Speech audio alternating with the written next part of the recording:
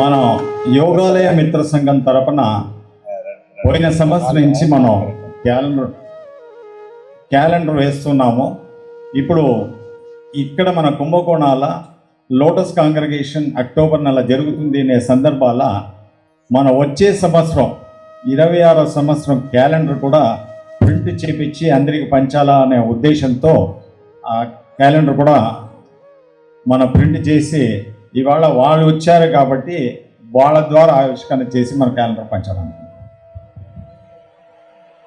Narasaraopet Ganesh printing press Subbarao గారిని కూడా వేదిక వద్దకు ఆహ్వానిస్తున్నాను.